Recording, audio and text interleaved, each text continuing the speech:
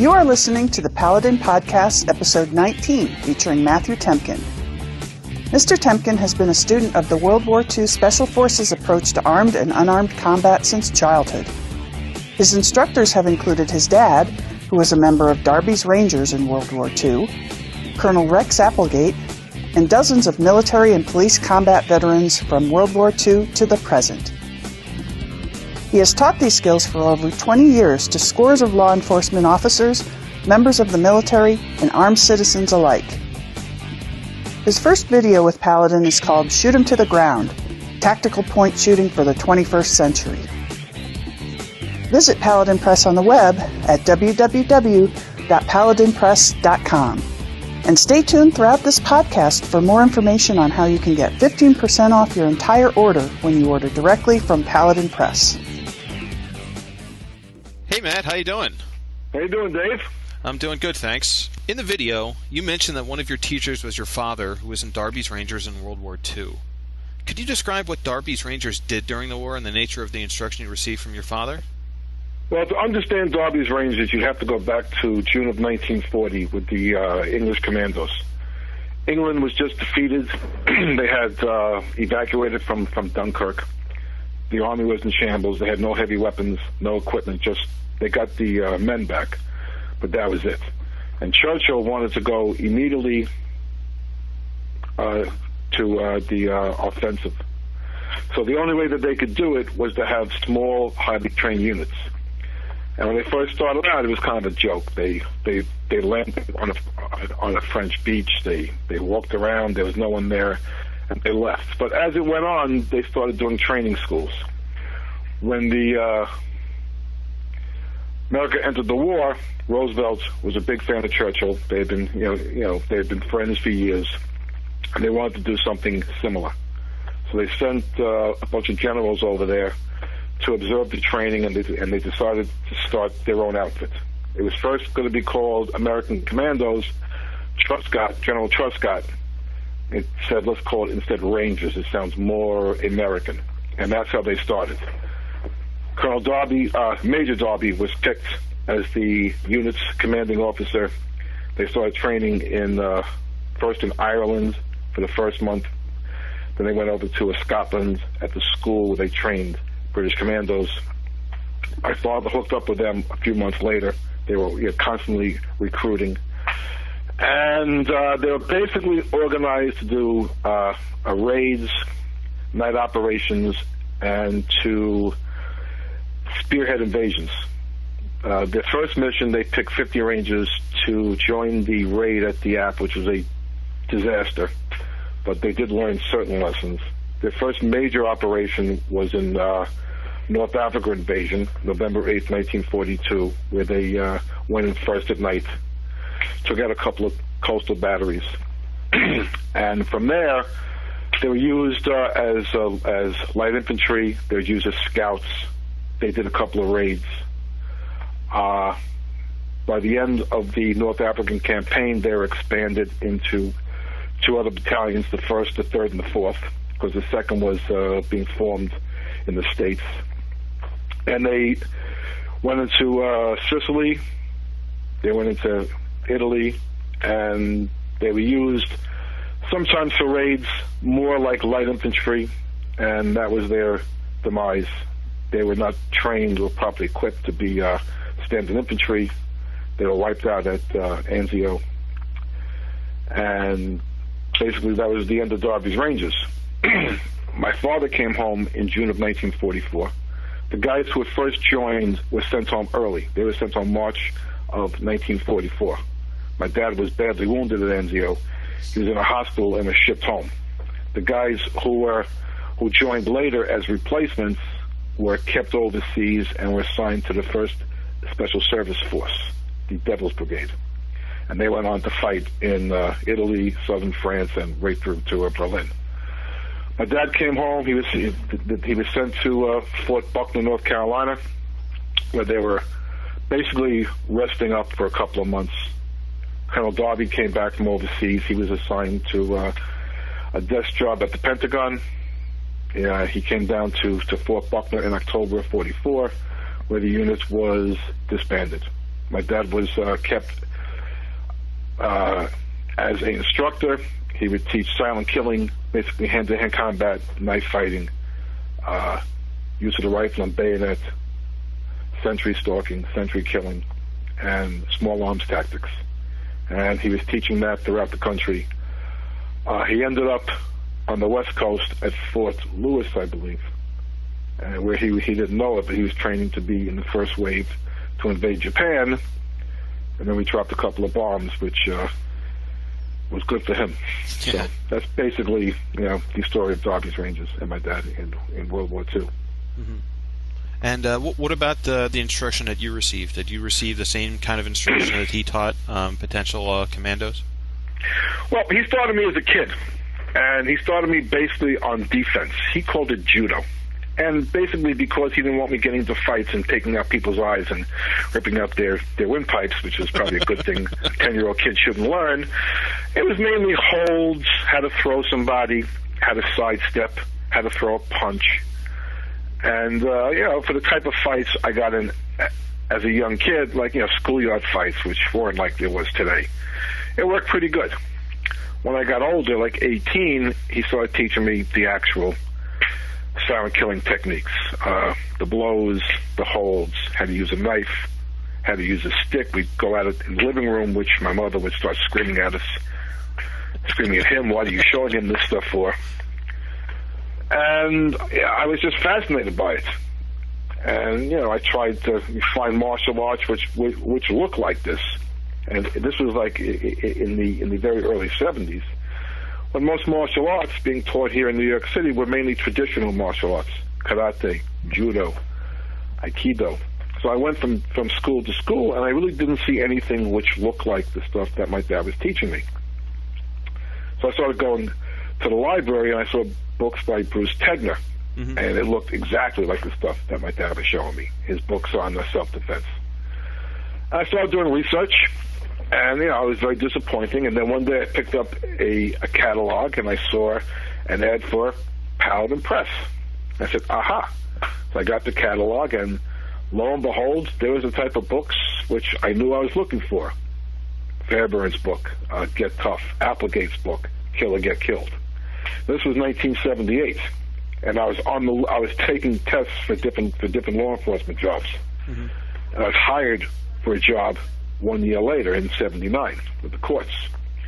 So I glanced at my main interest was self-defense, unarmed combat. And I realized by reading Applegate's book that unless you had some type of training in the subject, you really couldn't catch on to what he was trying to show. You had to know how to read between the lines, which, because of my dad's training, I was. But I also looked at the handgun training, because I was going to go on the job. I was going to be armed. And, the things he said in that book, to me, I'd never fired a handgun before. It just made sense. When he said, it's going to be close, it's going to be dark, you're going to be moving, there's no time to look at your sights, and here's a way of shooting without the sights. So I said, well, this makes sense. So I went to firearms training about 2 years later. I left the academy, and the training was actually pretty good. It was standard, I wasn't NYPD, but we had NYPD type training, and we had excellent instructors. They were all combat veterans, Vietnam veterans. They had been through FBI schools. The guys, they'd all been in gunfights. The guys were really good instructors. So I assumed that they'd be teaching us the stuff that I saw in Kill or Get Killed. So the course was over. It was only a week. Now it's 8 days. So I said to the instructor, I read this book, Kill or Get Killed. He goes, oh, yeah, that's a great book. Do exactly what he says. So I said, well, can you show me? He says, absolutely. He says, remember how we showed you how to stand with 2 hands on the gun and 1 hand on the gun and bring it up to eye level and use the front sight? Yeah, he goes, don't do that. just look at the spots you want to hit, bring the gun up, look over the top, and start blasting off rounds. I guarantee you're going to hit your man. He goes, it's that simple. Of course, I didn't believe it was that simple, So I kept staying with martial arts until the late 80s when I got totally confused. Then I figured, well, let me go for my next hobby, investigate combat shooting. And I figured, how complicated can this be? Everyone's probably doing the exact same thing. As you can see, I really wasn't reading gun magazines back then. So I started researching combat shooting in 89, 90, 91. I learned about Jeff Cooper and the Weaver stance and all this other stuff, and quite frankly, it sounded good. When I was first shown the Weaver stance by a friend of mine, I said, wow, they've really taken this to a higher level. It looked good, you know. It looked like you turn your handgun into a rifle. And then this was the time when Handguns Magazine was starting its anti-point shooting controversy. So I was totally confused. I was taking part-time classes at John Jay College, which had a very good library. And I found a lot of the old books, which now are being republished. I found Shooting by Fitzgerald. I found Fast and Fancy Revolver Shooting. I found Combat Shooting for Police by Paul Weston, and a few others. And I was able to catch on that a lot of these so-called modern techniques were taken right out of these books. So I kept investigating combat shooting, which led me to my journey to contacting Colonel Rex Applegate.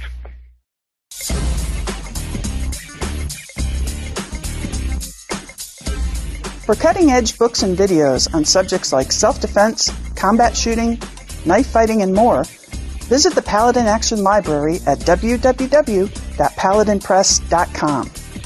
Paladin Press has hundreds of titles available on a variety of topics for anyone interested in self-reliance and personal protection in a dangerous world.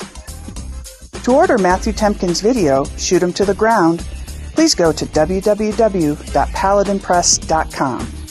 And keep listening to this episode for details on how you can get 15% off your entire order when you purchase directly from Paladin Press. I was training with a combative group in Long Island in the spring of 91. The instructor gave me Colonel Applegate's address. And this was before we had computers and emails. It was all done by, mail, snail mail. I wrote him a letter saying, who I was and what I did for a living and why I was interested. And I said that my father had been in Darby's Rangers. And he sent me back a letter that, in fact, he had been very good friends with Colonel Darby. When Darby was assigned to the Pentagon, he would go out a lot to Camp Ritchie, which was, now it's Camp David. And he would hang out with Applegate and see, Darby was always looking to get back into combat, which he did, and he was killed like 8 days before the end of World War II, unfortunately, in Italy. A wasted campaign at that point, but that's another story. So we started writing back and forth, and I had all these questions to ask, and, I was dying to call him on the phone, but I felt kind of stupid, like just calling this famous guy on the phone. So we're writing back and forth, and I was teaching a gun class with some friends of mine nearby. I was living in Queens. And my wife says, hey, this was like 93. She goes, hey, this guy called you. This guy, Rex Applegate. She goes, you ever hear of him? She's a little wise girl. I said, oh my God, you're kidding me. So I called him back. We had a great conversation. And I was calling him back and forth. This was going on for years and years and years, like 3 years. Writing letters, getting my questions. Because even with the books on point shooting and even with some instruction I had found from quite a few combat veterans, there was something that was lacking. I really couldn't pick it up. So finally he said, Matt, for the price of these phone calls, you could probably fly out here for a couple of days and we can go over this. So in July of 1996, me and two of my buddies flew out there. We spent a week at his ranch, and we went over a lot. Unarmed, knife, we went over his book, but more importantly, he was just a great guy to hang out. He was funny. He had a great dry sense of old-style Western humor. We went out to his old homestead. He put a lot of the old cowboy songs that were recorded early in the century, in the 20th century, on cassettes, and we're hanging out on his porch and listening to these music. And the thing about Applegate and the thing about my father, I always learned was combat to them was a combination of mental attitude, simple reflexive techniques. And to survive a war, it was also, which people don't want to hear, a lot of luck. But the techniques have to be simple, they have to be reflexive, and they downplayed technique. It was more, not so much what you did, but it was how you did it that got the job done. And the last time I saw the colonel was about a month before he died. I went out to a National Rifle Association convention in Philadelphia. I hung out with him at a booth, actually at the Soldier of Fortune booth, and it was great hanging out there with him for like 6 hours and meeting a lot of famous people. And unfortunately, he died about, this was June 6th, as a matter of fact, 1998. He died about 6 weeks later. Mm-hmm. So it was sad. Okay. Well, let's talk about your first video with Paladin. What exactly is point shooting, and why do people need it? Point shooting is the ability to fire a weapon, and it could be a handgun, a shotgun, it could be anything, without any need to look at the sights. It's a concept, and the concept is to put a burst of bullets in the exact spot that you're focused upon. It doesn't matter if it's dark, if you're moving, if he's moving, if it's smoky, whatever. You're just going to look, and those shots will go there from any angle, no matter how high you have the gun. The gun could be at your eye level, at your chin level, at your chest level, or at your stomach level, or even on the ground. It doesn't make a difference. That's basically it. Why do people need it? Well, most gunfights happen up close, and they happen in bad situations, and the ability to place accurate fire, and that's the key word. It's accurate. You're shooting pretty tight groups, fist-sized groups, without any sight reference whatsoever. So if you're simply looking for self-defense, point shooting, and I should add, as a complement to aim fire, you need both. It's not point versus aim fire. It's both. You should learn both. And that's why. And the best thing is that it doesn't take that long to learn. It's a very simple, instinctive technique that once trained, you can learn it in like 50, 60 rounds. You know, we do classes where we teach everything which is on the video in about 4 hours. You know, but those guys are mainly law enforcement instructors. But the average person, 4 to 8 hours, maybe a long weekend, and they got it. And the best part is that once you have it, you don't have to practice it extensively or even at all. This stuff comes back to you just like riding a bicycle. So, my question is, why wouldn't somebody want to learn point shooting? Okay. Well, you did mention that there's this kind of idea of point shooting versus sighted fire, and a lot of people seem to think that people who practice point shooting do so at the expense of sighted fire. What's your response to that? They are ignorant.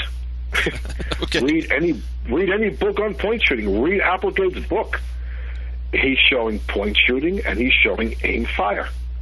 He's showing aim fire from behind cover. He's showing two-hand firing with the sights and without the sights. He's showing using a wall for cover to get a good grip on the gun. And if you don't want to read his book, then go to your catalog and get his video, Shooting for Keeps. And he's showing the exact same thing. Or get the video also from Paladin that he made in 1944 that shows shooting from 50 yards prone, with the sights, 25 yards kneeling with the sights, 15 yards standing, sometimes points, sometimes with the sights, and then he goes in close and he uses point shooting. It's just a natural flow. It's just, someone who says at the expense of, they're just ignorant. I mean, I hate to sound pig-headed and judgmental, but they're just ignorant.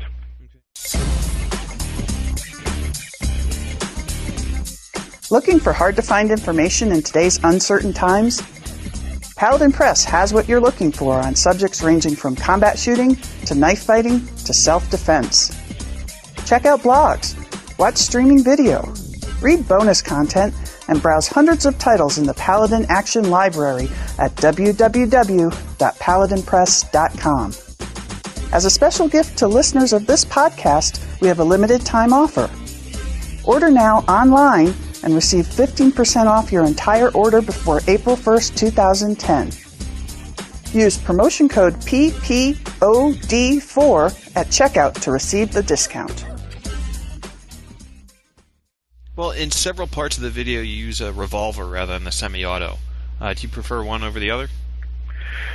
I like them both. I personally, for my lifestyle, which is basically almost semi-retired, I carry a gun strictly for my own personal self-defense. I like a gun which is small. I find a compact revolver to be highly reliable. I don't think I'm going to need a high round count. If I do, I guess I'll be in for a big surprise. But to be honest with you, the two guns I carry mostly is a Model 642 J-frame airweight with a 2-inch barrel for the revolver. And when that's too big in my lifestyle, I carry a C-Camp in .32. So I carry both. I like the C-Camp because the C-Camp works every time. You can push the muzzle into a bad guy, and the gun won't go out of battery. And it's one I don't really want to carry a gun, but I don't want to be totally unarmed. So I'm willing to accept my lifestyle choices with their limitations. If I was a street cop or I worked a armored car, and I do train those guys, armored car crews, I would want to have a 16-shot pistol and 5 backups. So, I think a revolver is a good weapon. My favorite gun to shoot is a Model 10, my old service revolver. It points well, it always works, and it really doesn't have any malfunction drills except when your gun doesn't go bang, you just pull the trigger once more. So I like them both, but I feel a small revolver for the typical armed citizen is an excellent choice. Okay. Some shooters tend to see the firearm as the only self-defense tool they'll ever need. They say, I don't need martial arts, I don't need combatives, I've got gun fu. What's your opinion on that?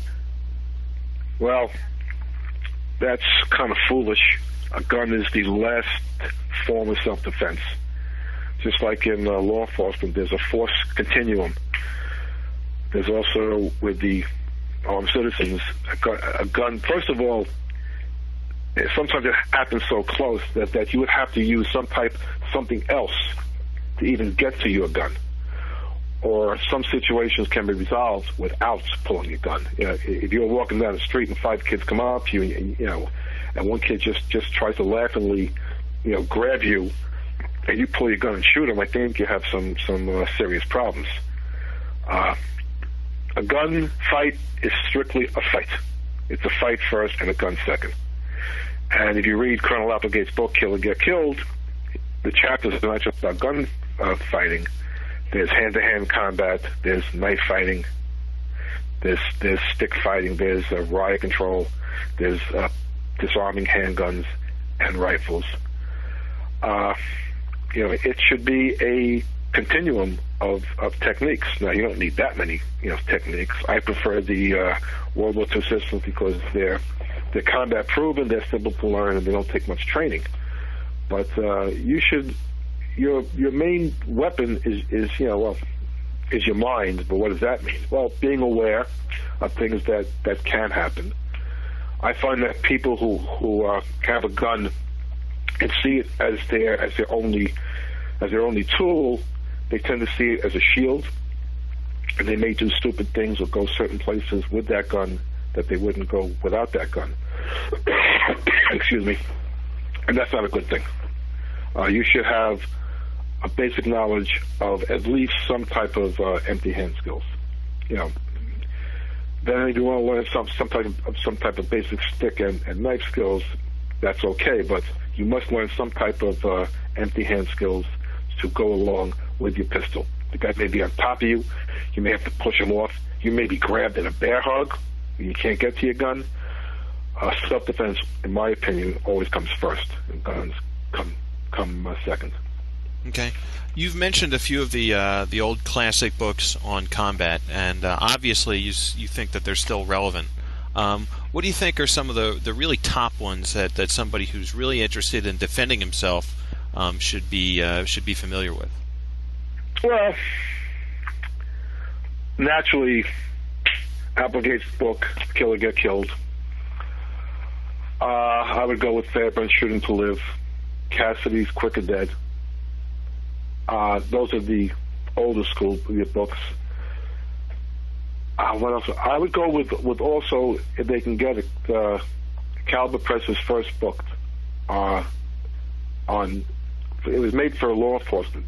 It was called Street Survival: Tactics for Armed Patrol. Was excellent. You could probably get that in online somewhere. As far as the modern books go, I like the books by Mike Rayburn. There's some excellent books by the NRA on concealed carry. But as far as gunfighting techniques, I would kind of go with the old stuff. My favorite books, if you're asking me, would be No Second Place Winner by Bill Jordan, Combat Shooting for Police by Paul Weston, which is out of print, but it's pretty easy to find. But I have to go back to Rex Applegate's book once again, The Kill or Get Killed. The more I read that book, the more I see everything is in there, including low light shooting, ground fighting, all the stuff which is really being taught now. Excuse me. But what some guys take chapters or volumes to say, Rex Applegate takes about a paragraph, and in some ways a paragraph is really all that it needs, because you read it, you get the concept, you practice it, and then you adapt, and that's the key word: simple techniques, simple concepts that can be adapted on the spot to a real-life situation. That is the main key. Okay. Well, we've gone to the past with the old books. Tell us about your future plans. Well, my future plans is to eventually retire from my job in a couple of years. I plan on making, hopefully with Paladin Press, several more videos.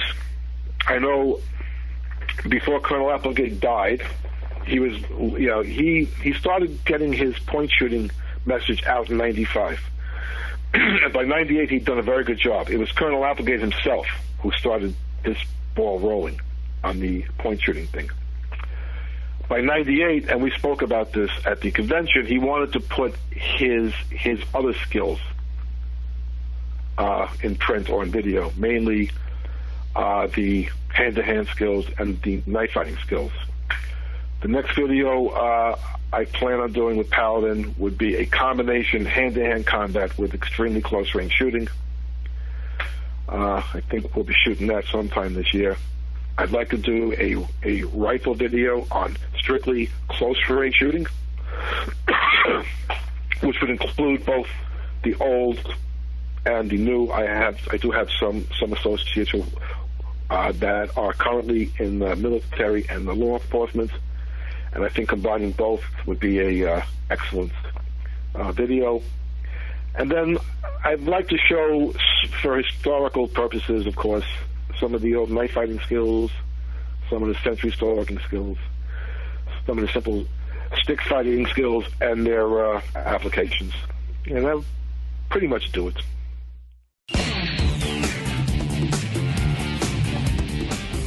Thank you for listening to the Paladin Podcast, Episode 19, featuring Matthew Temkin.